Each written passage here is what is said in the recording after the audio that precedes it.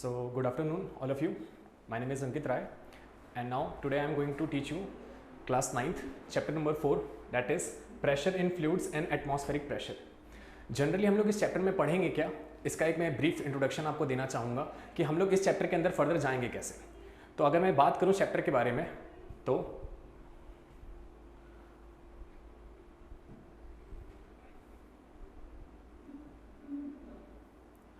Generally actual में chapter का जो नाम है वो क्या है, that is about pressure in fluids and atmospheric pressure. इसका मतलब क्या होता है, पहले इसका चैप्टर की मीनिंग की थोड़ा सा क्लेरिफाई करते हैं कि हमें इस चैप्टर में सीखना क्या है.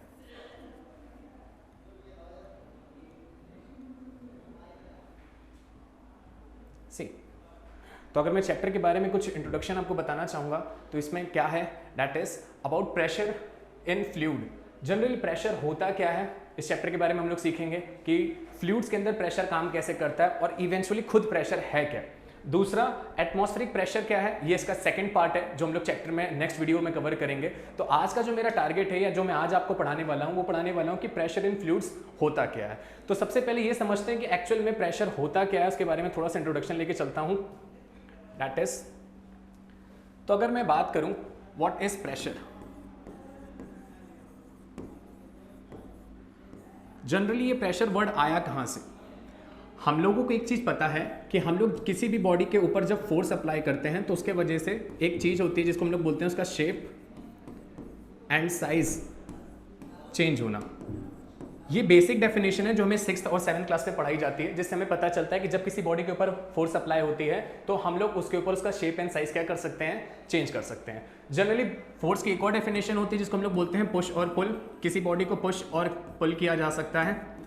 बट अगर मैं कहूँ कि किसी बॉडी के ऊपर जब मैं फोर्स अप्लाई कर रहा हूँ तो उसका शेप और साइज चेंज होने का क्या सेंस बनता है, तो उसका डायरेक्टली लिंकअप हमारे प्रेशर वाले कॉन्सेप्ट से आता है. जनरली प्रेशर एक टाइप की फोर्स होती है, जब किसी बॉडी के ऊपर अप्लाई करते हैं तो वो भी फोर्स की तरह ही उसका शेप और साइज बदलने की कोशिश करती है या टेंट करती है उस चीज को होने के लिए. बट प्रेशर के अंदर ये बात है कि प्रेशर के साथ एरिया भी कंक्लूड किया जाता है. एक तरीके से देखा जाए तो एरिया वाला कॉन्सेप्ट भी हम लोग यूज करते हैं, या जनरली कहा जाए तो एरिया उसमें इंक्लूडेड रहेगा जब आप किसी बॉडी के ऊपर फोर्स अप्लाई करेंगे. तो अंडरस्टैंड करते हैं डीपली कि एक्चुअल में ये हमारे पास प्रेशर होता क्या है. अब प्रेशर अंडरस्टैंड करने से पहले अगर मैं आपसे पूछूं कि कुछ कॉमनली हम लोग जो डेली लाइफ में एग्जांपल्स एक्सपीरियंस करते हैं इस प्रेशर के बारे में, तो उसके अंदर अगर पहला देखा जाए कि that is, have you wondered why a camel run in a easily desert. हमें पता है कि जो कैमल होते हैं वो रेत में या सैंड में आसानी से चल सकते हैं, बट कैसे. हम लोग अगर ये काम करना चाहें तो हमारे जो फीट हैं वो सैंड के अंदर एक तरीके से धंसने लगते हैं या एक तरीके से वो पैर उसमें दबने लगते हैं. हम लोग आसानी से सैंड पे नहीं चल सकते, पर वहीं पे कैमल ऐसा कर सकता है. सिमिलरली अगर मैं ट्रक की बात करूं तो ट्रक के जो टायर्स होते हैं उनको थोड़ा वाइड बनाया जाता है. ऐसा क्यों किया जाता है, इसके बारे में भी हमें सेम रीजन के वजह से पता चलेगा कि होता क्या है. इवेंचुअली हमारी जो ड्रिल मशीन्स होती हैं उनको हम लोग पॉइंटेड एज बनाते हैं जिसकी वजह से ड्रिलिंग किसी भी एरिया में या किसी भी बॉडी में किया जाए तो वो प्रॉपरली हो सके. ऐसा क्यों किया जाता है, इसके लिए हमें यह सीखना पड़ेगा कि एक्चुअली ये हो क्यों रहा है. तो अगर मैं आपको एक नॉर्मल एग्जांपल डेली लाइफ का समझाने की कोशिश करूं कि हम लोग प्रेशर के बारे में कैसे अंडरस्टैंड कर सकते हैं या डेली लाइफ से क्या सीख सकते हैं, आपको बताना चाहूंगा कि फिजिक्स के अंदर जनरली कोई भी कॉन्सेप्ट जब कंसीडर किया जाता है तो वो ऑल ओवर एक बेसिक या सराउंडिंग को ही देख के हम लोग अंडरस्टैंड कर सकते हैं. जो भी चीजें बाहर हो रही हैं उसको फिजिक्स अंडरस्टैंड करता है. तो उन्हीं में से अगर मैं एक एग्जांपल कंसीडर करना चाहूं, दैट इज, अगर मैं इस डायग्राम के अंदर आपको दिखाऊं, यहां पे हमारे पास एक लड़का सॉफ्ट बोर्ड के ऊपर एक पोस्टर को स्टिक करने की कोशिश कर रहा है, जैसा डायग्राम में हमें दिख रहा है. अब इस डायग्राम में अगर हम लोग अंडरस्टैंड करें तो हम लोगों ने ये काम किया है कि सॉफ्ट बोर्ड के अंदर हम लोग किसी भी चीज को, पोस्टर को स्टिक करना चाहते हैं तो काम कैसे होता है. तो जरा ध्यान से इस डायग्राम को देखिए. तो ये लड़का जब इस पोस्टर को वॉल के ऊपर या सॉफ्ट बोर्ड के ऊपर स्टिक कर रहा है तो उसने नेल्स को उसके परपेंडिकुलरली क्या किया है, प्रेस किया है. नॉर्मली बोलूं तो हमारे पास कोई भी सॉफ्ट बोर्ड ऐसे वर्टिकल लगा रहता है एंड जब मैं किसी पोस्टर को इसके ऊपर हिट करूंगा तो जो मेरी नेल्स होंगी लाइक दिस, हम लोग उसको प्रेस करेंगे. अब इस नेल को जब इस तरीके से प्रेस करेंगे तो उसके अंदर वो सॉफ्ट बोर्ड के अंदर वो आसानी से ये मेरा पोस्टर क्या हो जाएगा, स्टिक हो जाएगा. अगर मैं इस नेल का आगे वाला हिस्सा बहुत ब्रॉड बना दूं, क्या ये इसके अंदर जाएगा, क्या ये सॉफ्ट बोर्ड के अंदर पिन प्लग इन हो पाएगी, नहीं हो पाएगी. इसका आंसर भी हम लोग थोड़ी देर में देखेंगे कि एक्चुअली ऐसा हो क्यों नहीं रहा है। बट अगर मैं कंक्लूड करूं इस एग्जांपल को, तो मैं इससे समझ में क्या आ रहा है कि ये जो फिनोमिना हुआ या जो एग्जांपल हम लोगों ने कंसीडर किया, ये हुआ क्यों। हमने कैसे आसानी से किसी पेन को एक शॉर्ट बोर्ड के अंदर प्लग इन कर दिया, तो उसके लिए हम लोगों को डिटेल में समझना पड़ेगा कि एक्चुअल में प्रेशर होता क्या है। अब एक और एग्जांपल जो हम लोग डेली लाइफ में यूज करते हैं, एक तरीके से जनरली इसके बारे में हम लोग अवेयर हैं, बट एग्जैक्टली रीजन नहीं पता ये होता क्यों है, इसके पीछे भी प्रेशर का है।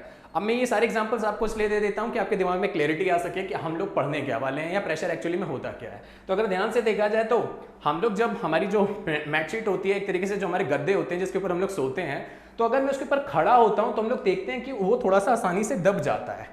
आसानी से दबने का मतलब कि वो एरिया थोड़ा सा कर्व आउट हो जाता है और हमें पता चलता है कि हम लोग जहां पे खड़े हैं वो एरिया पूरा सा थोड़ा सा बल्ज आउट हो गया है। सिमिलरली अगर मैं उसके ऊपर लेटता हूं तो ऐसा नहीं हमें देखने को मिलता, मतलब कि हमारा जो गद्दा है वो बहुत ज्यादा दबता नहीं एक सर्टेन पॉइंट पे। ऐसा क्यों होता है इसके बारे में हमें पता चलेगा कि प्रेशर ऐसा कर रहा है। अब प्रेशर ऐसा कैसे कर सकता है, ये मैंने तुम्हें स्टार्टिंग में ये चीज बताई भी थी या बोला भी कि प्रेशर के साथ एक वर्ड जुड़ा रहेगा, वो है एरिया। तो अगर यहाँ पे हम लोग कंसीडर करें तो जब हम लोग मैट पे खड़े होते हैं तो हमारा एरिया कवरिंग कम है, और जब हम लोग उस पर ज्यादा आते हैं तो हमारे पास क्या हो गया, वो एरिया कवरिंग ज्यादा बढ़ गई। इट मीन्स कि जब एरिया में चेंज हो रहा है तो हमारा प्रेशर लगने का तरीका भी चेंज हो रहा है। अब ये प्रेशर एरिया के साथ लिंक कैसे कर रहा है इसके बारे में सीखते हैं ना। अब हमने जो ऊपर एग्जांपल कंसीडर किया हुआ था कि किसी भी सॉफ्ट बोर्ड के अंदर हम लोग कैसे प्लग इन कर सकते हैं किसी एक पोस्टर को, वो काम करने के लिए हमें एक टर्म सीखना पड़ेगा जिसको हम लोग नॉर्मल भाषा में थ्रस्ट बोलते हैं। अब ये थ्रस्ट आया क्यों या किस तरीके से ये काम करता है इसके बारे में अंडरस्टैंड करते हैं। तो जनरली अगर मैं थ्रस्ट की डेफिनेशन को रीड करूं तो इसमें साफ साफ लिखा हुआ है कि thrust is a force acting on an object that is an object and experience for the force in many directions. तो अगर देखा जाए तो थ्रस्ट एक टाइप की फोर्स है, किसी भी ऑब्जेक्ट के ऊपर अप्लाई करते हैं। स्टार्टिंग से हम यही बोल रहे हैं कि फोर्स, प्रेशर, और अभी एक नया वर्ड आ गया जिसको मैंने बोला थ्रस्ट। तो क्या फोर्स, प्रेशर, थ्रस्ट अलग अलग है? नहीं, सिर्फ इनका बिहेवियर किसी भी बॉडी के ऊपर जब काम करेंगे वो थोड़ा सा डिफरेंट हो जाएगा। तो अगर कंसीडर मैं यहाँ पे करके चेक करता हूं कि हमारे पास थ्रस्ट एक टाइप की फोर्स होती है जो कि ऑब्जेक्ट के ऊपर अप्लाई तो होती है, बट वो उसके ऊपर एक परपेंडिकुलर फॉर्म में अप्लाई होती है। अब परपेंडिकुलर फॉर्म में अप्लाई होने का क्या मतलब हुआ, दैट इज उसके बीच में जो एंगल बनेगा जब हम उसके ऊपर फोर्स अप्लाई करेंगे तो वो 90 डिग्री होना चाहिए। ये एक तरीके से कंसीडर करूं तो उसके point two point like this, अगर ये एक सरफेस है इसके ऊपर मैं किसी पिन को हिट कर रहा हूं तो मेरा उसके बीच में एंगल जो बन रहा है वो 90 डिग्री का बन रहा है। सेम इस डायग्राम में अगर मैं दिखाऊं तो डायग्राम में अगर साफ साफ देखा जाए तो जब हम लोग सैंड के ऊपर चलने की कोशिश करते हैं तो हमारा सैंड के साथ जो एंगल कंसीडर होता है वो वर्टिकल इसके ऊपर होता है। सेम एज इट इज अगर मैं किसी एक पेन को ब्लॉक के ऊपर हिट करने की कोशिश करूं तो इनके बीच में एंगल जो बन रहा है दैट इज मैं इसके ऊपर फोर्स जो अप्लाई कर रहा हूं परपेंडिकुलर कर रहा हूं। अब इस परपेंडिकुलर फोर्स लगाने से कुछ फायदा मिलेगा क्या? यस मिलेगा। क्या मिलेगा?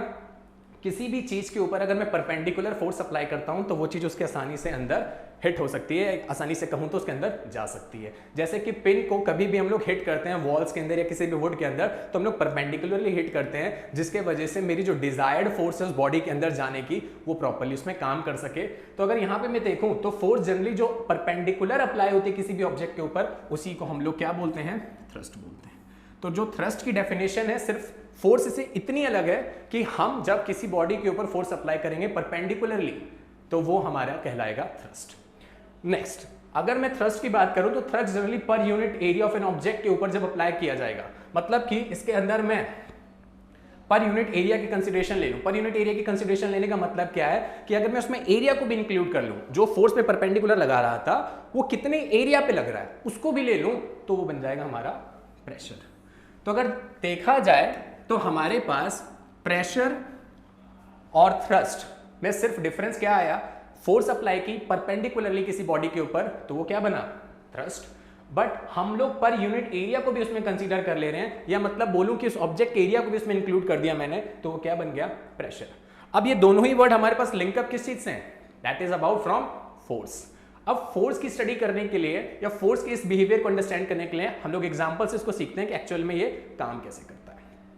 तो डेफिनेशन से आई होप इतना क्लियर हो गया होगा कि हम लोग पढ़ने क्या वाले हैं या हम लोगों को कॉन्सेप्ट में क्या क्लियरिटी रखनी है। That is about perpendicularly a force about an upon an object is considered thrust, and पर यूनिट एरिया जब कंसीडर करूंगा उसका तो मैं बोलूंगा उसको प्रेशर। नेक्स्ट, अब थ्रस्ट के बारे में अगर बात की जाए तो थ्रस्ट भी एक हमारी फिजिकल क्वांटिटी होती है. Just like in our physics there are lot of physical quantity that we deal up with. Like example, if I am considering this physical quantities are divided into two parts, that is fundamental and second is your derived quantities.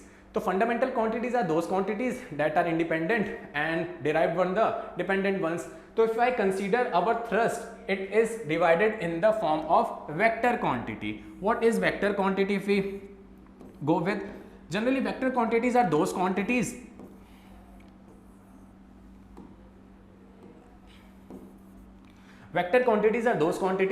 which have magnitude. Magnitude means some value. Like if I am asking, if I am giving an example like 2 kg, just a minute, I am just changing my marker. If I am given an example of 2 kg, तो here 2 is our magnitude, some value, and kg is our unit. So this will consideration as a mass value. Now here if I talk about mass is a scalar quantity because it have only a magnitude only, but our thrust have is a vector quantity. It means our vector quantity, that is thrust, will have some magnitude as well as it will have some direction also. Direction means if I am applying force on an object that is perpendicularly, it means I am specifying in direction on that object ki where I am applying this force. That's why here I am including a vector quantity, and we have to remember this very well, that vector thrust is our vector quantity. In which quantities, or if I ask you that, or we have to just learn this ki in what is the unit of a thrust. Now if I consider that the thrust is a type of force, so we all know generally that force unit, your SI unit is Newton. So eventually our thrust unit is also considered to be there as a Newton. Newton is considered as a force unit, and our thrust is also linked, or we can say generally a type of force we considered on a perpendicular on an object is considered to be the Newton. The CGS unit is dyne. Dyne is the smallest unit of a calculation. That's why we are calculating in CGS. If I give a brief idea about what is CGS, SI, MKS, FPS unit, so it is a system of measuring some quantities that we deal with. It's like in CGS we just deal with the centimeter, gram and second. It means it will calculate or measure the smallest unit of that physical quantity, that is our thrust. The relation between the thrust and is considered to be 1 Newton equal to 10 to the power 5 dyne. This value is saying that if we consider a value in Newton, and it will be equal to the 10 to the power 5 dyne of that smallest value. हमें ये normally बहुत अच्छे से पता भी है कि किसी बड़ी क्वांटिटी के अंदर छोटी क्वांटिटी आती है. कैसे? एग्जाम्पल अगर मैं कंसीडर करूं तो हमें पता है कि 1 केजी के अंदर 1000 ग्राम होते हैं. सेम वे में अगर मैं यहाँ पे बोलूं कि 1 न्यूटन में डाइन कितने हुए, कितनी डाइन की वैल्यू को कंबाइन करूंगा तो 1 न्यूटन फोर्स या 1 न्यूटन थ्रस्ट हमारा बनेगा. तो उसकी वैल्यू कितनी होगी? That is 10 to the power 5 dine.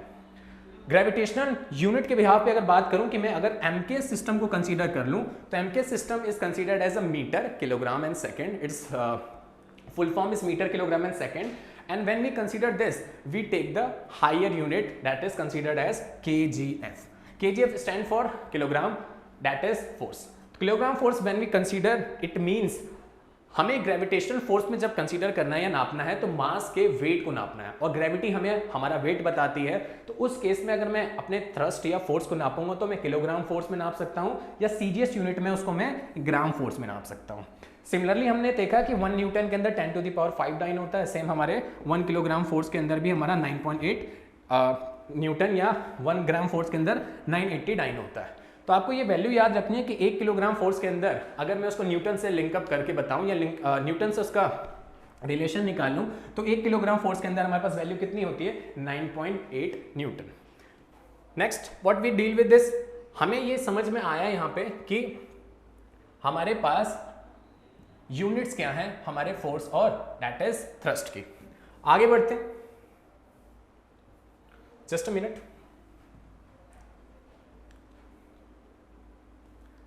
Next, starting में हमने जो एग्जांपल समझे दैट इज एक कैमल कैसे चल सकता है किसी सैंड के ऊपर, हम एक सॉफ्टबोर्ड के अंदर कैसे आसानी से किसी पोस्टर को प्लग कर सकते हैं या एक तरीके से उस पर लगा सकते हैं. तो उन सारे रीजंस में हमें दो बातें पता चल रही थी. एक, फोर्स, फिर हमें पता चला थ्रस्ट।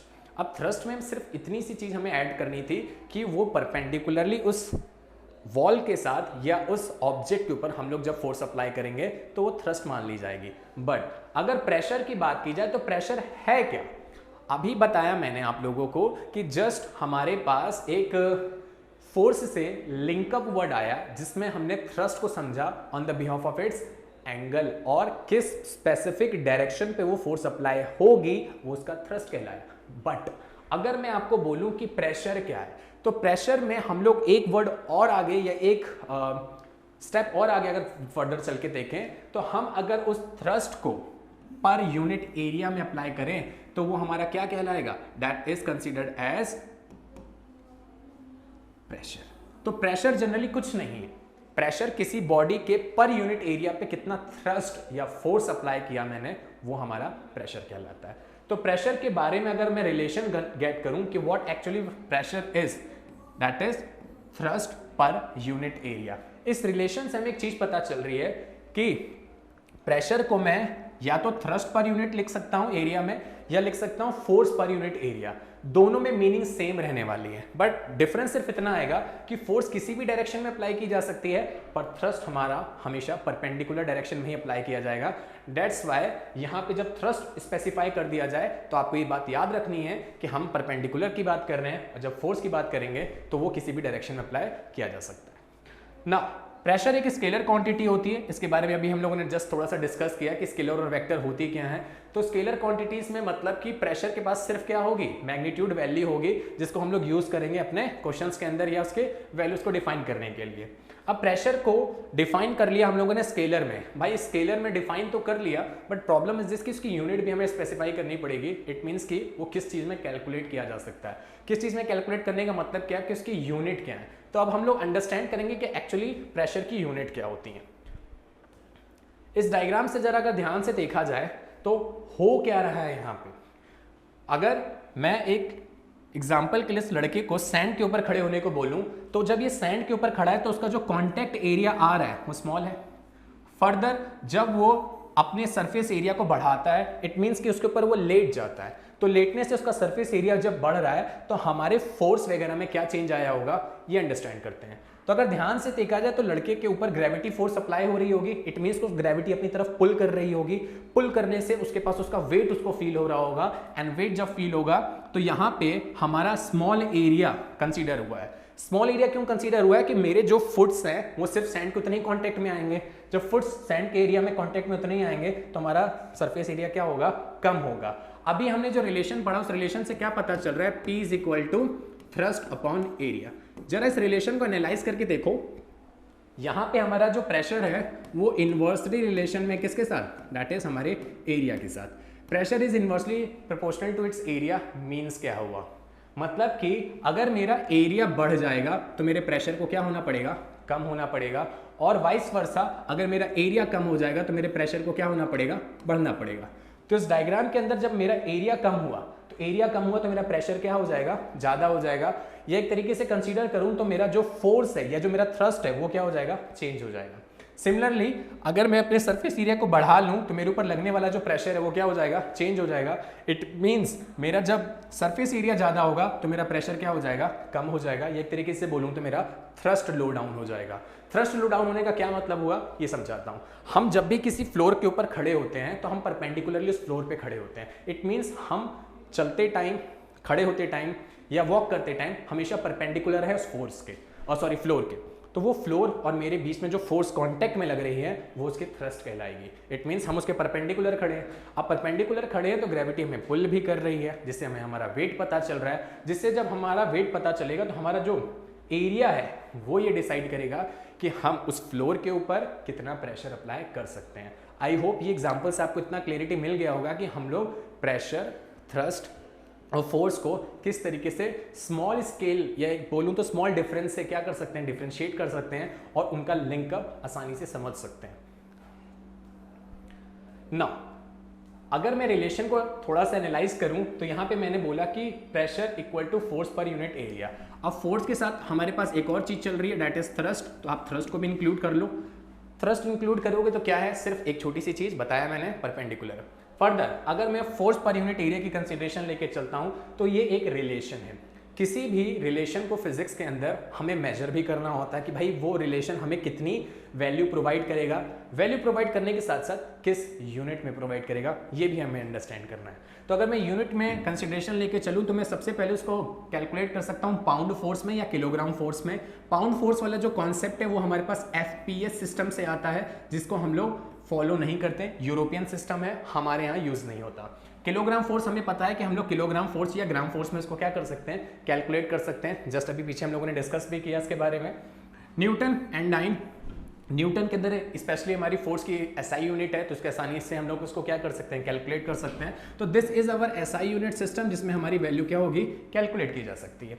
फर्दर हम उसको स्क्वायर, इंचेस और स्क्वायर फीट में भी कैलकुलेट कर सकते हैं। क्यों ऐसा बोल रहा हूँ, जब अगर मैं किसी बॉडी के कांटेक्ट में हूँ तो मैं उसके इंच के हिसाब से या फीट के हिसाब से भी वैल्यू को क्या कर सकता हूँ, कैट कर सकता हूँ कि मैं उसके स्क्वायर इंच पे या स्क्वायर फीट पे कितना प्रेशर अप्लाई कर रहा हूँ।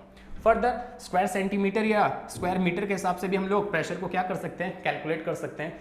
ये सारी यूनिट्स या ये जो सिस्टम है, इस सिस्टम से हम लोग प्रेशर की स्मॉल स्केल वैल्यू या लार्ज स्केल वैल्यू भी डिफाइन कर सकते हैं।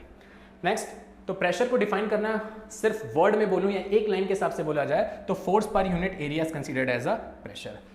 डेफिनेशन याद करने से बेटर उसकी अंडरस्टैंडिंग रखिए, एग्जांपल्स के थ्रू उसको समझने की कोशिश करिए, वो ज़्यादा काम में आता है। क्योंकि जितनी भी चीज़ें मैंने आपको बताई वो सब हमारी डेली लाइफ का एक रूटीन में वर्क है जिसको हम लोग करते हैं। सिर्फ उसकी अंडरस्टैंडिंग अगर हमें रहेगी तो हमें ये पता चलेगा कि ये लिंक कैसे हैं और एक दूसरे से काम करने हैं। आपको याद करने की जरूरत कभी भी पड़ेगी नहीं। दैट्स व्हाई फिजिक्स एक बहुत इंटरेस्टिंग सब्जेक्ट है जिसमें आप रिलेशंस को थ्रू या बाहर की डेली लाइफ को अंडरस्टैंड करें तो आपको बहुत सारे कॉन्सेप्ट फिजिक्स में आसानी से याद रह सकते हैं।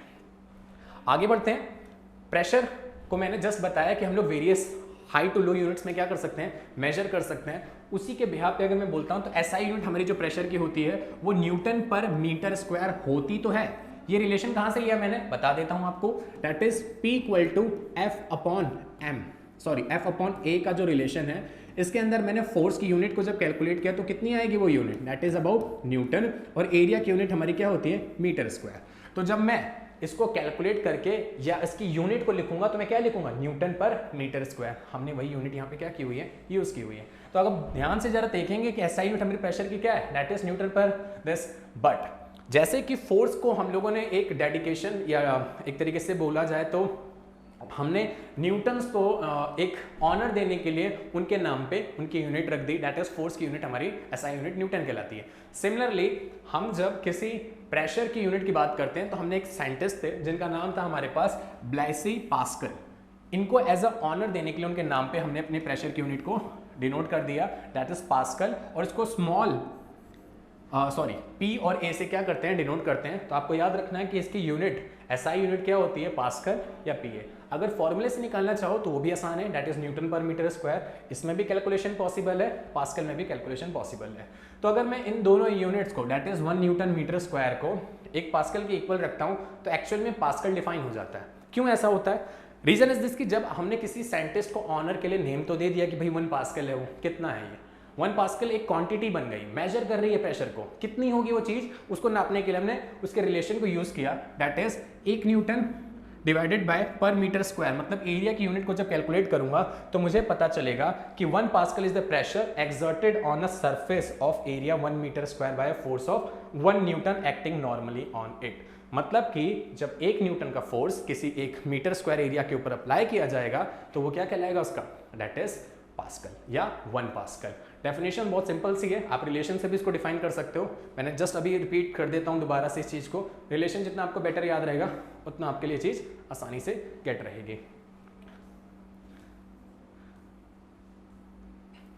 If thrust is measured in kgf and this, तो हम लोग प्रेशर को भी क्या कर सकते हैं, नाप सकते हैं। पीछे वाली स्लाइड में हमने ये समझाया आपको कि प्रेशर के थ्रस्ट को हम लोग gravitational unit that is kgf और ग्राम फोर्स में क्या करते हैं, मेजर कर सकते हैं। सिमिलरली हम लोग यहाँ पे अपने थ्रस्ट को प्रेशर को भी क्या कर सकते हैं, कैलकुलेट कर सकते हैं, kgf मीटर पर स्क्वायर। kgf हमारी यूनिट कहाँ से आई ये भी चेक कर लीजिए। मैं दोबारा से इसको लिख देता हूँ, P = F अपॉन A में हमने इस बार एरिया की फोर्स की जो यूनिट ली है वो न्यूटन नहीं ली है, हमने क्या ली है, kgf ली है। kgf किसकी यूनिट होती है? That is a gravitational unit. जब हम ग्रेविटी के रिस्पेक्ट में किसी फोर्स को नाप रहे होते हैं तो किलोग्राम फोर्स बोलते हैं। एंड एरिया की यूनिट हमें बहुत अच्छे से पता है, दैट इज मीटर स्क्वायर। आप इसको अगर इन्वर्स करके लिखेंगे तो ये साइन क्या हो जाएगा? ऊपर जाएगा तो -2 हो जाएगा। तो सिंपल सी डेफिनेशन है, या एक तरीके से बोला जाए तो यूनिट याद रखने का तरीका है। आप दोनों ही टर्म्स में यूनिट याद रखेंगे तो ज़्यादा अच्छा रहेगा, न्यूटन के रिस्पेक्ट में भी और दूसरा हमारे किलोग्राम फोर्स के रिस्पेक्ट में भी। फर्दर सीजीएस यूनिट छोटी यूनिट नापता है। छोटी यूनिट नापने का मतलब क्या है कि अगर मैं डाइन सेंटीमीटर इनवर्स में इसको क्या कर सकता हूँ? कैलकुलेट कर सकता हूँ, या अगर कैलकुलेट करूँ रिलेशन के हिसाब से तो 1 dyne centimetre -2 that is power में is equal to 0.1 newton metre this. तो न्यूटन मीटर में 1 डाइन सेंटीमीटर इनवर्स टू कितना है हमें चेक करना है, दैट इज वैल्यू कितनी है? 0.1। एग्जैक्ट वैल्यूज आपको याद नहीं रखती हैं, सिर्फ कन्वर्जन्स वगैरह के लिए हम लोग उसको यूज करते हैं, आपको इनको रटना नहीं है, ये आपके फॉर्मूले से डिराइव हुए हैं, तो ट्राई करिएगा इसको फॉर्मूले से आप भी अंडरस्टैंड कर सकें। फर्दर अगर मैं एरिया को सेंटीमीटर में कंसीडर कर लूँ मीटर के बजाय, मतलब कि मैंने एरिया बहुत छोटा ले लिया है, सेंटीमीटर के हिसाब से ले लिया है, तो वहाँ पे लगने वाला force, gravitational force I am talking about, वो भी क्या हो जाएगा? चेंज, दैट इज अबाउट ग्राम में चेंज होगा। तो हमने यहाँ पे जो बोला केजीएफ वो किस में चेंज हो रहा है? That is about gram centimetre inverse 2 में। तो सेम वही मैंने किया है, फोर्स की जगह यहाँ पे क्या रखूंगा? केजीएफ की जगह दैट इज किलोग्राम फोर्स की जगह ग्राम फोर्स, एरिया की जगह मीटर की जगह क्या ले लिया है? सेंटीमीटर ले लिया है, तो सेंटीमीटर को यहाँ पे पुटअप कर दीजिएगा। अदर यूनिट्स जो हम लोग प्रेशर के लिए कंसिडर करते हैं वो हमारे पास कहलाती हैं that is about 1 bar and 1 मिली बार। ये यूनिट्स क्यों डिफाइन की गई हैं?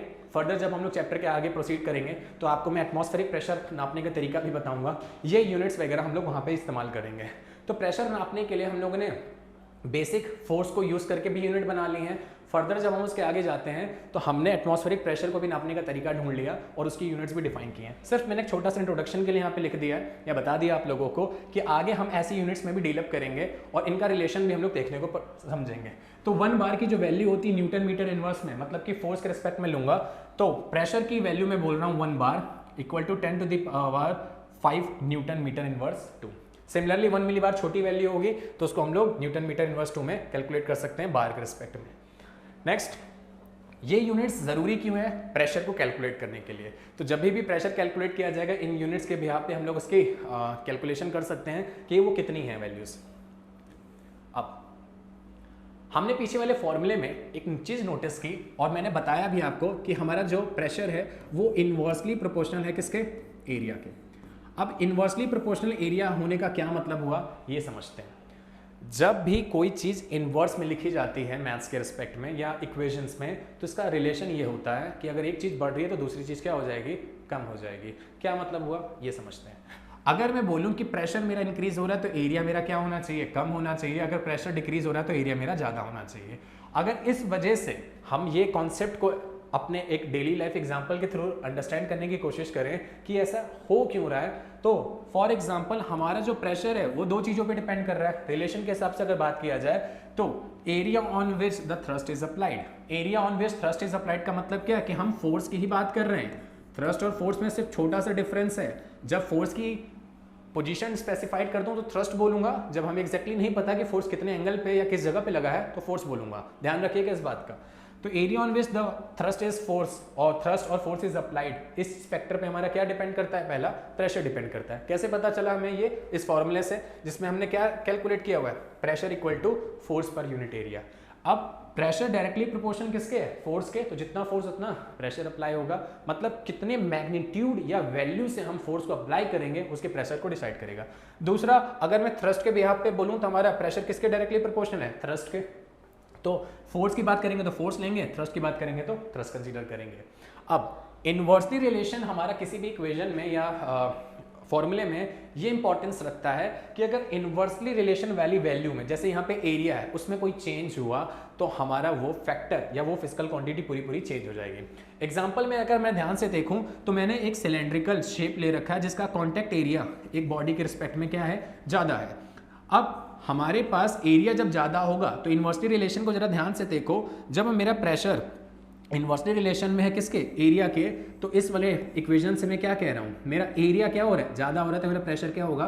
कम होगा। सिमिलरली अगर मैं अपने एरिया को, कॉन्टैक्ट एरिया को कम करूंगा तो मेरा प्रेशर क्या हो जाएगा? बढ़ जाएगा। इट मीन्स एरिया कम होते ही मेरा प्रेशर क्या हो रहा है? इंक्रीज हो रहा है। अब इस छोटी सी कॉन्सेप्ट के वजह से हमारी डेली लाइफ में बहुत सारे एप्लीकेशंस हम लोग इस एरिया और प्रेशर के बिहाफ पे काम करते हैं। आई होप ये एग्जांपल आपको बहुत क्लियरली समझ में आया होगा। सिर्फ मैंने यहाँ पे प्रेशर और एरिया का एक छोटा सा डायग्राम के थ्रू रिप्रेजेंटेशन समझाया है कि प्रेशर एरिया के बढ़ने और घटने से कैसे चेंज होता है। आगे बढ़ते हैं। नाउ अब जो मैंने ऊपर आपको बताया उसका अगर मैं एक फिजिकली या एक तरीके से डेली लाइफ का एग्जांपल कंसीडर करता हूं, तो किसी भी नेल को या किसी भी अगर मुझे कील को किसी वुड के ऊपर प्रेस करना होता है तो जरा ध्यान से देखना, ये जो नेल की टिप होती है उसको मैं बहुत ज़्यादा क्या रखता हूँ, पतला रखता हूँ। सिमिलरली जब अपने मैं थंब को उसके ऊपर प्रेस करूंगा, इट मीन्स ये वाला एरिया मैंने क्या रखा है, ज़्यादा रखा है। अब यहाँ से मैं अपने फोर्स को अप्लाई कर रहा हूँ और ये फोर्स मेरे पास ट्रांसमिट हो रही है किससे, इसके शेप से, मतलब कि इस नीडल वाले पार्ट से वो क्या हो रही है, वुड के अंदर जाने की कोशिश कर रही है। अब रिलेशन हमें ये बताता है कि अगर एरिया में कोई चेंज हो रहा है, इट मींस एरिया ज़्यादा हो रहा है या कम हो रहा है, उसके वजह से लगने वाला फोर्स हमारे प्रेशर को क्या करेगा, डिसाइड करेगा। एग्जाम्पल के लिए, larger the area on which the given thrust acts, laser the pressure exerted by it. ये ऊपर हम लोगों ने अंडरस्टैंड किया, जिसको स्टेटमेंट में फ्रेम आउट करूंगा तो क्या बोलूंगा कि एरिया जितना ज़्यादा मेरे पास गिवन होगा या lesser the pressure exert by it. Similarly, larger the thrust acting on a given surface area, greater the pressure exert on it. जितना ज़्यादा फोर्स या थ्रस्ट अप्लाई करेंगे उतना ही प्रेशर आएगा। ऑब्वियस सी बात है, आप फोर्स बढ़ाइए प्रेशर बढ़ जाएगा, या थ्रस्ट बढ़ाइए प्रेशर बढ़ जाएगा, बट एरिया वो चीज़ है जिसकी वजह से प्रेशर हमारा क्या हो रहा है, कम और ज़्यादा हो रहा है। किस तरीके से हम अपने प्रेशर को इंक्रीज कर सकते हैं, ये सीखना बहुत ज़रूरी है। क्यों ज़रूरी है? क्योंकि मैंने अभी आपको बोला कि हमारी डेली लाइफ के एग्जांपल्स में या डेली लाइफ के वर्क में हम इस कॉन्सेप्ट बहुत अच्छे से या बहुत ज़्यादा इस्तेमाल भी करते हैं। तो अगर मुझे ये नॉलेज होगी कि मेरा प्रेशर किसी चीज़ पे कैसे अप्लाई हो रहा है with respect to force and with respect to area, तो मैं ये समझ सकता हूँ कि मेरे पास वैल्यू उसकी कैसे चेंज होगी।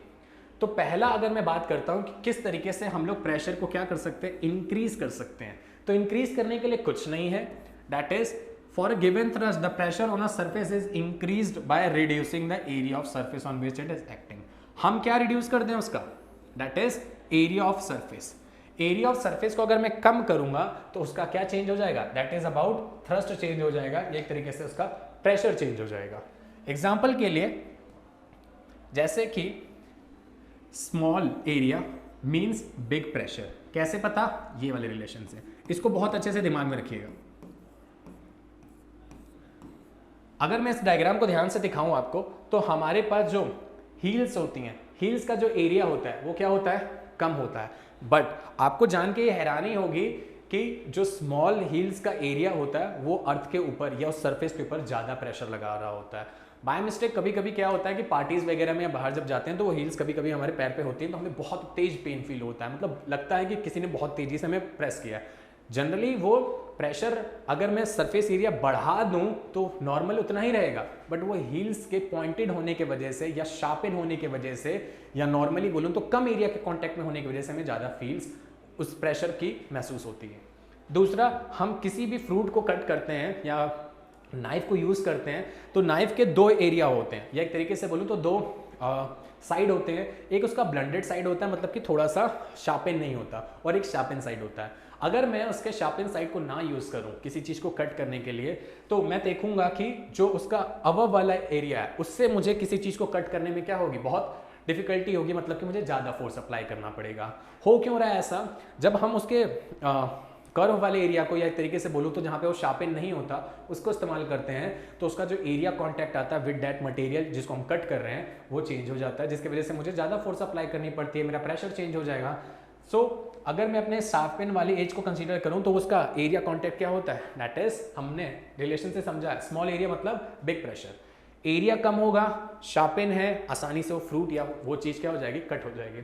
सिमिलरली ड्राइंग पेन्स के अंदर भी यही होता है। अगर मैं आपको एक एग्जांपल समझाता हूँ कि ये जो मैंने पेन को, स्टाइलस को पकड़ा हुआ है, इस स्टाइलस को अगर मैं अपने हैंड्स के बीचों बीच रखूंगा तो इसका जो टिप वाला हिस्सा है वो मेरे स्किन को ज़्यादा पेनिट्रेट करेगा या ज़्यादा क्या करेगा, पिट करेगा, और इसका जो थोड़ा सा ब्रॉड वाला एरिया जिसमें एरिया सरफेस थोड़ा सा ज़्यादा है वो मेरे स्किन को क्या करेगा, ज़्यादा पेनिट्रेट, एक तरीके से ज़्यादा मुझे फील यहाँ पे प्रेशर नहीं होगा। ऐसा हो क्यों रहा है? क्योंकि जो टिप होती है, टिप का मतलब क्या है, उस पिन के टिप का जो एरिया वो बहुत कम है, इसकी वजह से प्रेशर क्या हो रहा है, ज़्यादा हो रहा है।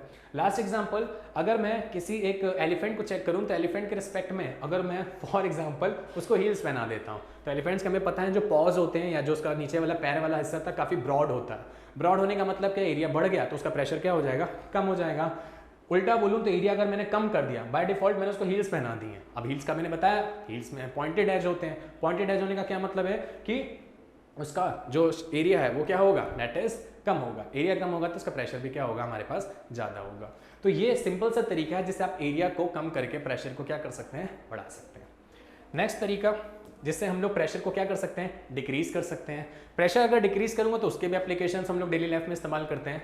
तो फर्स्टली अगर बोला जाए तो जो फाउंडेशंस होती हैं, फाउंडेशंस का मतलब क्या है, किसी चीज़ के ऊपर मुझे बेस को क्या करना है, खड़ा करना है। जस्ट लाइक एक नींव समझ लो, या किसी बिल्डिंग को मुझे क्रिएट करना है तो जो उसका बेस बनाया जाता है उसको हम लोग इस तरीके से बनाते हैं जिसके ऊपर उसका सरफेस एरिया क्या रखें, ज़्यादा से ज़्यादा रखें। तो फाउंडेशंस जो होती हैं या बिल्डिंग ब्लॉक्स होते हैं उनको हम लोग एरिया क्या रखते हैं, ज़्यादा रखते हैं।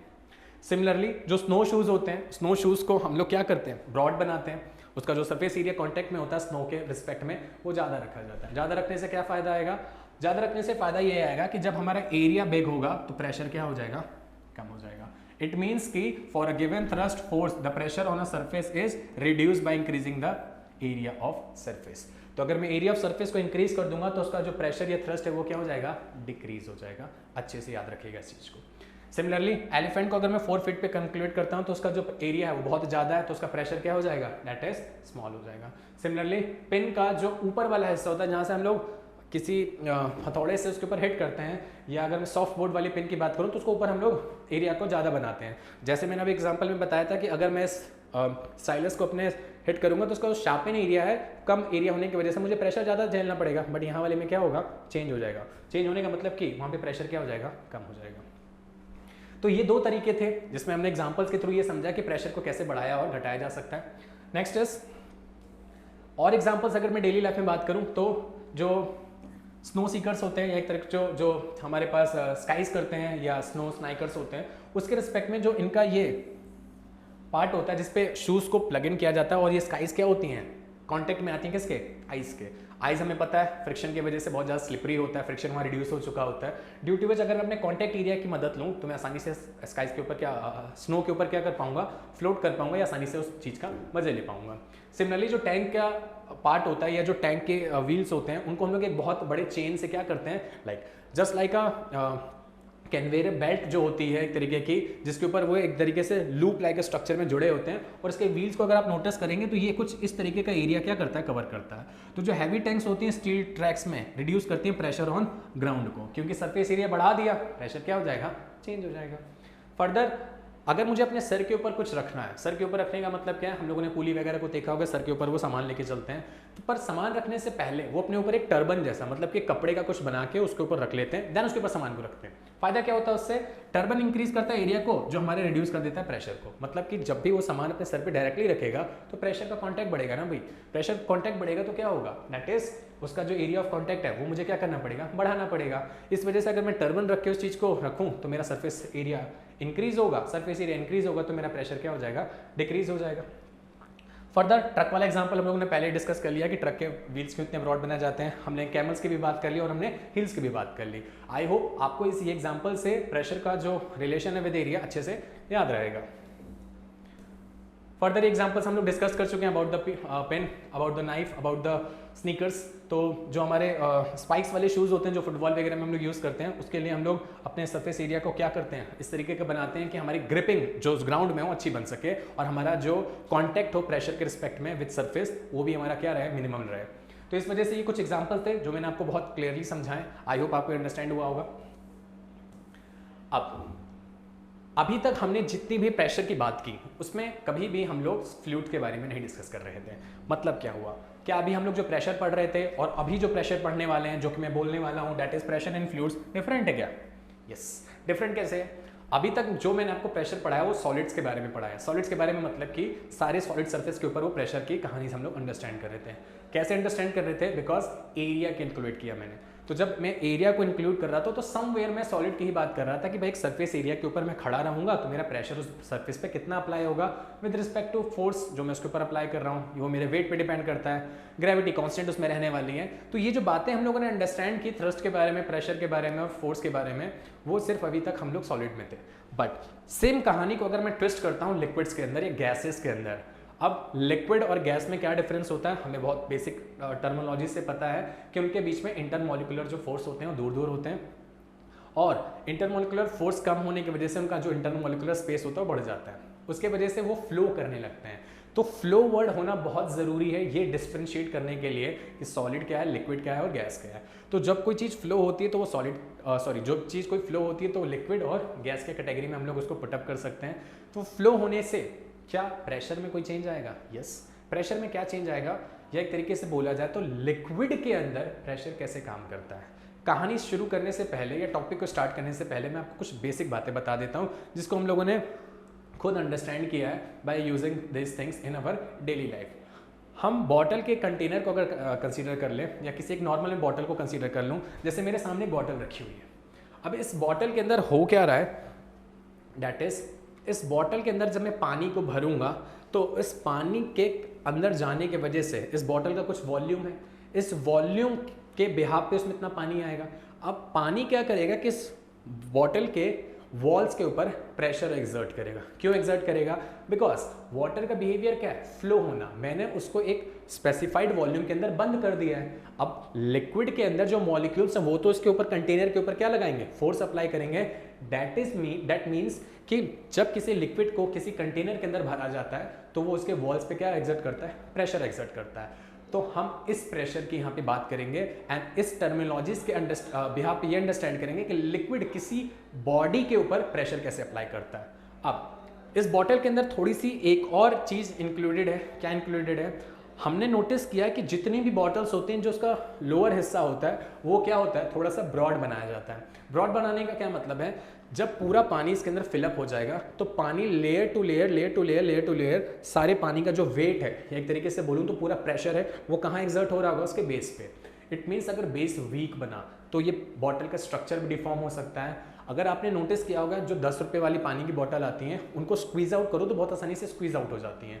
मतलब कि उसमें से पानी अगर मैं उसको फेंकूं तो ज़मीन पे गिरने की वजह से अंदर का प्रेशर और मेरे बाहर के लगाए हुए प्रेशर की वजह से बॉटल का वॉल क्या हो सकता है, आसानी से फट सकता है। तो बॉटल के रिस्पेक्ट में या लिक्विड का लगने वाला जो एक्सपेक्ट है इस बॉटल के ऊपर, वो हमें एक नया कॉन्सेप्ट समझाने वाला है इस चैप्टर में। और ये बहुत इंपॉर्टेंट है कि कैसे किसी भी फ्लूइड के ऊपर प्रेशर का रोल होता है या कैसे वो काम करता है। तो अगर मैं डिफाइन करूं तो प्रेशर एक्चुअली में किसी फ्लूइड के बिहाफ पे कैसे अप्लाई करता है, तो fluid contain in a vessel exert a pressure on points in all direction. क्या मतलब हुआ? बॉटल वाले एग्जांपल में मैंने कहा कि वो सारे वॉल के डायरेक्शंस में एक तरीके से क्या अप्लाई कर रहा है, प्रेशर अप्लाई कर रहा है। अब वाटर का फिल्म जब किसी बॉटल में होगा तो वो इक्वली सारे वॉल्स पे क्या करेगा, इक्वल प्रेशर अप्लाई करेगा, मतलब कि सारे डायरेक्शन में प्रेशर अप्लाई हो रहा होगा। एग्जाम्पल के लिए अगर मैं यहाँ पे इस डायग्राम को दिखाऊं तो इस डायग्राम के बिहाफ पे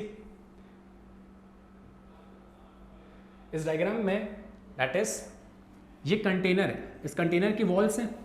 अब इस कंटेनर की वॉल्स को अंडरस्टैंड करूं मैं तो इस वॉल्स के ऊपर बॉल के अंदर मैंने क्या भरा हुआ है, लिक्विड। और ये लिक्विड नोटिस करो, ये रेड वाला जो एरो है, ये रेड वाले एरो से उस पे के ऊपर क्या अप्लाई हो रहा है, प्रेशर अप्लाई हो रहा है, बेस में, साइड में, इस साइड में। इट मीन्स कि लिक्विड के जाते ही उस कंटेनर के ऊपर इक्वली हर जगह से क्या अप्लाई होने लगा, फोर्स अप्लाई होने लगा। अब यही सेम फिनोमिना मछलियां झेलती हैं। तो जो भी एक्वेटिक लाइफ में फिशेस या जो भी अदर क्रिएचर्स होते हैं जो वाटर के अंदर रहते हैं, तो उनकी बॉडी कुछ इस तरीके से डिजाइन होती है कि उस प्रेशर को झेल सकें। हमने ये चीज़ नोटिस की है कि जब भी हम लोग वाटर के अंदर जाते हैं तो हमारे ऊपर लगने वाला प्रेशर भी क्या हो जाता है, चेंज हो जाता है। तो इन्हीं सारे क्वेश्चंस का आंसर्स हम लोग इस टॉपिक में डिस्कस करेंगे कि फ्लूइड के अंदर प्रेशर काम कैसे करता है। आपको बेसिक डेफिनेशन का आइडिया होना चाहिए कि एक्चुअल में प्रेशर फ्लूइड के अंदर क्या होता है। तो मैंने नॉर्मली इसको लिखा हुआ है या नॉर्मली इसको स्टेट कर सकते हैं कि फ्लूइड किसी भी कंटेन या वेसल के अंदर एक्सर्ट करता है pressure all point in all direction. All direction point याद रखिएगा क्योंकि लिक्विड इक्वली हर जगह प्रेशर को क्या करता है, अप्लाई करता है। ये चीज़ हम लोग एक तरीके से प्रूव भी करेंगे बाय पास्कल लॉ से हमें ये पता भी चलेगा कि ऐसा सच में होता है। जब किसी बॉडी लिक्विड को किसी बॉडी के अंदर पोर आउट करके फोर्स अप्लाई करते हैं तो वो इक्वली क्या होता है, डिस्ट्रीब्यूट होता है। अब एक एक्सपेरिमेंटल डिमॉन्स्ट्रेशन से ये समझेंगे कि हम लोग ये हुआ कैसे। जरा ध्यान से देखिए इस बॉटल वाले एग्जांपल को, जो मैंने भी आपको थोड़ी देर पहले अपनी नॉर्मल बॉटल से समझाया कि जब बॉटल के अंदर मैं वाटर को भरूंगा तो वाटर हर जगह क्या करेगा, that is equal pressure apply करेगा, लाइक दिस, इधर इधर इधर, हर तरीके से वो क्या करेगा, प्रेशर अप्लाई करेगा। इसको समझने का एक और तरीका है, सबने कोल्ड ड्रिंक की बोतल परचेज जरूर की होगी। कोल्ड ड्रिंक की बोतल को जब हम लोग परचेज करते हैं तो नोटिस किया होगा कि जब वो सील्ड पैक होती है तो उसको दबाने की कोशिश कभी करिएगा तो दबती नहीं है। क्यों नहीं दबती है, उसका रीजन सिंपल सा है, उसके अंदर लिक्विड कोल्ड ड्रिंक पहले से भरी हुई है और उसके साथ हमने गैस को उसके अंदर कंप्रेस्ड करके क्या किया हुआ है, फिलअप किया हुआ है। उस गैस के वजह से और उस लिक्विड के वजह से उसके वॉल्स पे ऊपर इक्वल प्रेशर अप्लाई हो रहा था, वो सील्ड पैक्ड होती है और वो आसानी से दबती नहीं है। मतलब कि मेरे बाहर लगने वाला प्रेशर कम है किसके रिस्पेक्ट में, अंदर लगने वाले प्रेशर को। बट जैसे ही मैं उसकी बॉटल को खोलता हूं और वो चिल्ड होती है तो उसमें से एक फिजनेस वाली आवाज आती है। इट मीन्स जो बॉटल का वॉल्यूम था जिसमें वो गैस थी वो अब हल्की सी क्या हो गई है, बाहर आ चुकी है। जब वो गैस बाहर आएगी तो अब बॉटल में कुछ वॉल्यूम या स्पेस खाली होगा, तो मैं बाहर से जब फोर्स अप्लाई करूंगा तो वो बॉटल अब क्या हो जाएगी, आसानी से स्क्वीज आउट हो सकती है। इट मीन्स कि जब लिक्विड के किसी बॉटल के अंदर लिक्विड रहेगा तो उसका प्रेशर भी हमारे पास क्या होगा, मेंटेन रहेगा, जैसे कि कोल्ड ड्रिंक वाली बॉटल में। अब बॉटल में प्रेशर में डिफरेंस होता है। डिफरेंस होने का क्या मतलब है कि वो अप एंड डाउन होता है। अप एंड डाउन सेंस क्या बना रहा है, जब हमने एग्जांपल में ये बताया कि किसी भी वाटर का बेस जो है वो थिक बनाया जाता है। रीजन क्यों, क्योंकि अगर मैं वाटर को लेयर बाय लेयर में कैलकुलेट करूं या डिवाइड करूं तो 1 2 3 4 5, ये मैंने 5 लेयर बना दी वाटर के अंदर। बॉटल के अंदर मैंने 5 लेयर बना दी।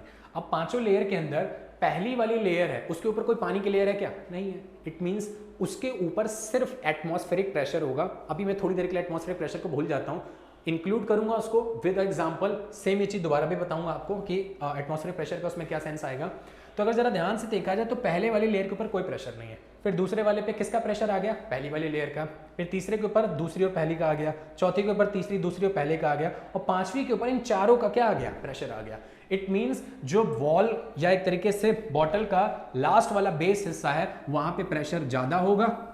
क्यों ज्यादा होगा, बिकॉज मेरे पास ये जो वॉल डिवाइडेड हुई है, एक तरीके से मैंने जो इस लेयर को डिवाइड किया है वो सारी की सारी लेयर कहां पे प्रेशर अप्लाई करेंगी, that is on the base. इस वजह से हम लोग बॉटल में क्या बोल सकते हैं कि उसके बेस में ज्यादा प्रेशर अप्लाई होता है और उसके अबव वाले सरफेस के ऊपर प्रेशर क्या होता है, लो अप्लाई होता है। इससे फायदा कुछ होगा क्या, यस। फायदा होने का क्या मतलब है, हम इसको डिमॉन्स्ट्रेट कर सकते हैं। डिमॉन्स्ट्रेट होने का मतलब हम ये चेक कर सकते हैं कि प्रेशर यहाँ ज्यादा है, कम है और यहाँ पे क्या है, ज्यादा है। कैसे, एग्जाम्पल समझाता हूं। सी, अब इस सेम बॉटल को मैंने क्या किया, एनालाइज किया। अब इस सेम बॉटल को जरा आप ध्यान से देखें तो इस बॉटल के अंदर हो क्या रहा है, मैंने एक पिन ली, मतलब कि एक शार्प पिन ली जैसे यहां पे रखी हुई है। इस पिन को मैंने क्या किया, इसके ऊपर दैट इज पुट किया। शार्प पिन को लिया, एक होल यहां बनाया, एक यहां बनाया, एक यहां बनाया, एक यहां बनाया, एक यहां बनाया। हमने अभी जस्ट डिवाइड किया कि ये वाला जो हिस्सा है बॉटल का वो किस पे है, लो प्रेशर पे, और ये वाला हिस्सा क्या है, बेस वाला हाई प्रेशर पे। इस लो प्रेशर और हाई प्रेशर से जब मैं उसको एक शार्प एज से पिन को होल बनाऊंगा उस बॉटल के अंदर, तो एक होल, दो होल, 3 4 5, उनसे निकलने वाला जो वाटर भी है वो भी क्या होगा, डिफरेंट एंगल पे गिर रहा है। डिफरेंट एंगल पे गिरने का क्या मतलब है, अगर मैं ऊपर लोअर वाले प्रेशर से जब करूंगा तो उसका प्रेशर कम होने की वजह से जो उसका वाटर का ड्रॉपलेट है वो वहीं पे क्या हो रहा है, गिर रहा है। फर्दर जब मैंने प्रेशर को और बढ़ाना शुरू किया, मतलब सेकंड लेयर से पुटअप किया, तो उसका पानी थोड़ा सा आगे एंगल पे जा रहा है, फर्दर यहाँ पे, और जो सबसे लास्ट वाला होल मैंने बनाया है उसका सबसे फार्दर जा रहा है। इट मीन्स कि प्रेशर होने के वजह से इस वाटर का जो फ्लो है किसी आगे वाले हिस्से पे क्या हो रहा है, चेंज हो रहा है। इसको आप इस क्लियर डायग्राम में भी चेक कर सकते हैं कि जो हमारे पास पानी जस्ट बॉटल के पास गिर रहा है उसको हम लोगों ने वीकेस्ट जेट बोला हुआ है। जेट इन द सेंस कि जो पानी का फ्लो एक तरीके से वहां पे इस पॉइंट पे गिर रहा है, और जो दूर गया है because of the high pressure कहां पे, दैट इज ऑन दिस, उसका जो हमारे पास पॉइंट बना वो कैसा बना है, दैट इज स्ट्रॉन्ग जेट बना है। तो लो एंड हाईएस्ट, एक तरीके से सबसे कम और सबसे ज्यादा, ये हमारे पास क्या बना, ये। तो अगर देखा जाए तो हुआ क्यों, ये liquid pressure increases with the increase depth, below the surface. जितना ज़्यादा आप नीचे बढ़ते जाएंगे लिक्विड प्रेशर क्या होगा, बढ़ता जाएगा, एंड बढ़ने की वजह से क्या हो रहा है, दैट इज लिक्विड प्रेशर में चेंज, एंड उसके फ्लो को हम लोग यहाँ पे ट्रेस आउट कर सकते हैं कि भाई प्रेशर के वजह से ये जो बाहर पानी गिर रहा है वो भी क्या हो रहा है, चेंज हो रहा है, जो हमें ये डिमॉन्स्ट्रेट करके बताता है कि बॉटल के अंदर पूरे लिक्विड के ऊपर एक ही प्रेशर नहीं होता। आई होप ये कॉन्सेप्ट आपको समझ में आया होगा। अब अगर मैं इस प्रेशर को कैलकुलेट करने की कोशिश करूं कि लिक्विड किसी चीज के ऊपर कितना प्रेशर अप्लाई करता है, तो लिक्विड किसी भी चीज के ऊपर कितना प्रेशर अप्लाई करता है उसको अंडरस्टैंड करने के लिए एक छोटा सा एग्जांपल समझाता हूं कि वो क्या है। अब नॉर्मली अगर मैं कंसीडर कर रहा हूं एग्जांपल, दैट इज मैंने एक सिलेंड्रिकल लकड़ी के टुकड़े को पानी के अंदर रखा जिसका सरफेस एरिया या एक तरीके से सरफेस है SRQP, ये सिर्फ मैंने लेबलिंग दी हुई है। जब मैं इसको वाटर के अंदर बेक करूंगा तो वाटर के कितने हाइट पे मैंने उसको क्या किया है, रखा है, वो हाइट बहुत मैटर करती है। क्यों, अभी मैंने बताया कि वाटर की बॉटल का अबव वाला सरफेस और लोअर वाला सरफेस प्रेशर अलग अलग कंटेन करता है, ऊपर लो नीचे हाई। तो जब मैं वुडन ब्लॉक को या छोटे से टुकड़े को पानी के अंदर रखूंगा, कितना डीप रख रहा हूं, वो डीपनेस ये डिसाइड कराएगी कि मेरे पास कितना ज्यादा उसके ऊपर प्रेशर अप्लाई हो रहा है। अब डीपनेस से कितना ज्यादा उस पर प्रेशर अप्लाई हो रहा है, उसका फॉर्मूले को अगर मैं रिलेट कराऊंगा तो फॉर्मूले का क्या बनेगा, दैट इज प्रेशर मुझे कैलकुलेट करना है कि लिक्विड इसके ऊपर प्रेशर कितना अप्लाई कर रहा है। तो सबसे पहले डेप्थ बहुत जरूरी है। डेप्थ क्यों, डेप्थ ये बताएगी कितना उस पर प्रेशर अप्लाई होने वाला है। दूसरा density of liquid. Density of liquid का मतलब क्या हुआ, सारे लिक्विड एक ही जैसे डेंस नहीं होते हैं। एग्जाम्पल ले लेता हूं, अगर मैं आपको बोलूं कि मेरे पास एक कंटेनर में हनी है, शहद, एक कंटेनर में कोल टार है जिसपे रोड वगैरह बनाते हैं हम लोग, रोड में जो यूज होता है, एक ब्लैक कलर का थिक कार्बन पेस्ट होता है जिसको हम लोग कोल टार बोलते हैं, और तीसरे कंटेनर में मेरे पास वाटर है। उनके ऊपर में अगर मैं एक कॉइन को ड्रॉप करूंगा तो आप ये नोटिस करेंगे कि जब इन तीनों कंटेनर के अंदर हनी, कोल टार और वाटर के अंदर एक कॉइन को ड्रॉप करेंगे तो वो आसानी से उसमें अलग अलग वेलोसिटी से बोलूं तो या अलग अलग जाते हुए दिखेंगे। पानी में बहुत आसानी से गिर जाएगा, ईजी है। हनी के अंदर वो धीरे धीरे जा रहा होगा और कोल टार के अंदर और धीरे धीरे जा रहा होगा। क्यों हुआ ऐसा, क्योंकि वो तीनों लिक्विड की डेंसिटी क्या है, अलग है। इस डेंसिटी वाले कॉन्सेप्ट को हम लोग क्लास 11th में अंडरस्टैंड करेंगे विस्कोसिटी चैप्टर के अंदर। तो हम लोग इस फर्दर फ्लूइड मैकेनिक्स एक सेक्शन आता है 11th क्लास में जो उस कॉइन की वेलोसिटी को भी नापता है। दूसरा हमने एक डेंसिटी के रिस्पेक्ट में फ्लूइड की एक प्रॉपर्टी भी अंडरस्टैंड करेंगे जिसको हम लोग क्या बोलते हैं, दैट इज विस्कोसिटी। तो विस्कोसिटी बोला जाए या डेंसिटी बोला जाए, with respect to liquid density बहुत इंपॉर्टेंट होती है किसी भी चीज का प्रेशर एक्सर्ट करवाने के लिए। तीसरा acceleration due to gravity. Gravity वो चीज है जो उस चीज को नीचे क्या कर रही है, अपनी तरफ पुल कर रही है। कभी नोटिस किया कि पानी के अंदर जाओ तो कोई चीज हमें खींचने लगती है, भाई ग्रेविटी है हर जगह, एयर में रहो पानी में रहो खींचेगी ना, क्योंकि फोर्स है, अप्लाई होगी, उसको हटा नहीं सकते। तो फॉर्मूले में अगर मैं लिखूं इसको तो pressure is equal to H rho G. H rho G का क्या मतलब होगा, यहाँ पे ये पी नहीं है, रो है, लाइक दिस, मैं इसको लिख दे रहा हूँ RHO। रो यहाँ पे डेंसिटी को रिप्रेजेंट करता है, तो मैं P equal to H rho G में क्या बता रहा हूँ कि प्रेशर किसके इक्वल है, उसके हाइट के, उसके डेंसिटी के और उसके ग्रेविटी के। ग्रेविटी अगर यहाँ पे कांस्टेंट मान ली जाए तो एक तरीके से हमारा प्रेशर डिपेंड किस पे हुआ, दैट इज अबाउट H पे। क्यों बोल रहा हूँ ऐसा, P equal to H rho जी के अंदर क्या G बदलेगा, G की वैल्यू बदलती है क्या, 9.8, हाँ चेंज होती है विद लैटिट्यूड, मतलब हम जब ऊपर नीचे जाते हैं थोड़ी सी चेंज होती है, उसको अगर कंसीडर मैं ना करूं तो क्या बोलूंगा, G हमारे यहाँ पे क्या है कांस्टेंट। रो किसी लिक्विड को मैं जब कंसीडर कर लूंगा तो क्या डेंसिटी उसकी बार बार बदलती है, नहीं बदलती, बट H हमारा क्या होता है, बदलता है। मतलब कि हाइट ये डिसाइड कर रहा है कि उसके ऊपर लगने वाला प्रेशर ज्यादा होगा कम होगा। दैट्स व्हाई मैं क्या बोल रहा हूँ, P equal to H rho G में हमारा pressure is directly proportional to its height. ये आपको अच्छे से याद रखना है।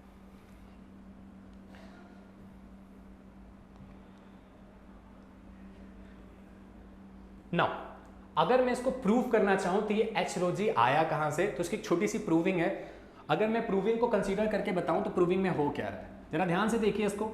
मेरे पास सिलेंडर है, सिलेंडर का मैंने कंसीडर कर लिया दैट इज R रेडियस, और मैंने इसका क्या मान लिया P equal to rho liquid की मैंने डेंसिटी कंसीडर कर ली। तो अगर मैं कैलकुलेट करूंगा इसको तो कितना आएगा, ये देखते हैं कैसे आएगा। ये see we know pressure equal to force upon area. अब ये जो प्रेशर है लगा, सॉरी ये जो फोर्स है लगा कौन रहा है, फोर्स लगा कौन रहा है, ग्रेविटी लगा रही है। ग्रेविटी किसी मास के ऊपर फोर्स अप्लाई करती है तो उसको हम लोग क्या लिख सकते हैं, that is F equal to mg। ये छोटा सा फॉर्मूला है, ये कहाँ पढ़ा है, दैट इज न्यूटन्स में। तो न्यूटन्स वाले चैप्टर में जहाँ वेट के बारे में बात की जाती है तो हमें बताया जाता है कि हमारा वेट हमें किस वजह से पता चलता है, इक्वल टू mg की वजह से। मेरे मास के ऊपर लगने वाली ग्रेविटी वो फोर्स कहलाती है जिससे मेरा वेट मुझे पता चलता है। तो अगर मैं f की जगह mg कैलकुलेट कर लूँ या mg को कंसीडर कर लूँ तो ये कंसीडर हो सकता है। क्या मास को हम लोग ये लिख सकते हैं एक छोटे से रिलेशन से, डेंसिटी का फॉर्मूला होता है मास अपॉन वॉल्यूम। तो डेंसिटी का जो फॉर्मूला होता है मास अपॉन वॉल्यूम, उसको मैं अगर इंक्लूड करूँ तो मैं यहाँ से मास की जगह क्या लिख सकता हूँ, that is m equal to density into volume, ये लिया जा सकता है, कंसीडर कर लीजिए। तो अगर मैं फॉर्मूले में चेंज करूं तो मैंने क्या बना लिया फॉर्मूले को, P equal to that is V rho और हमारा क्या है m की जगह ये ले लिया और g अपॉन a, ये बना लिया। अब एरिया जो कैलकुलेट किया था या सिलेंडर का अगर मैं इस सरफेस एरिया की बात करूं तो एरिया कितना रहता है, दैट इज एरिया सर्कल का। सिलेंडर में दो हिस्से होते हैं ना, एक कर्व्ड वाला एरिया और एक उसका सर्कल वाला पार्ट। तो सर्कल वाले का मैं कंसीडर करूंगा तो क्या आएगा यहाँ पे पाई आर स्क्वायर। फर्दर अगर मैं इस वॉल्यूम को, सिलेंडर के वॉल्यूम को कैलकुलेट करूं तो सिलेंडर का वॉल्यूम कितना होता है, that is pi R square H, calculate कर लीजिए।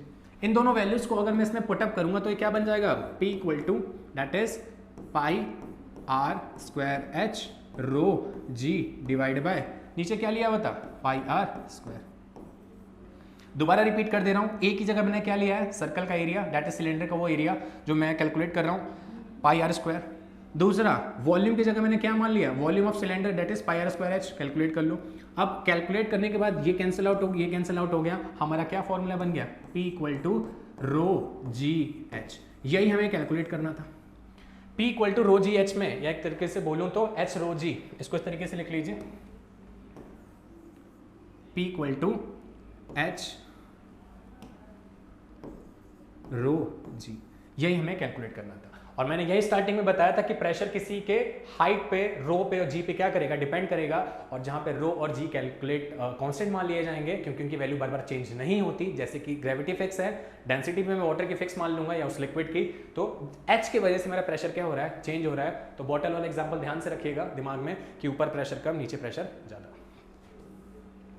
Last topic of this today that is about factors जो लिक्विड में अफेक्ट करते हैं। तो अभी इसके बारे में कुछ रह नहीं गया बताने को, बट देन तो मैं बता देता हूं आपको कि पहला डेप्थ पे डिपेंड करेगा, बताया मैंने एच पे, तीसरा डेंसिटी पे और तीसरा हमारे एक्सीलरेशन ड्यू टू ग्रेविटी पे। तो फॉर्मूले के हिसाब से अगर आपको याद रखना है तो P equal to H rho G में याद रखिएगा, ये तीनों फैक्टर हाइट, डेंसिटी और ग्रेविटी हमारे प्रेशर को उस लिक्विड कॉलम में क्या करेंगे, अफेक्ट करेंगे।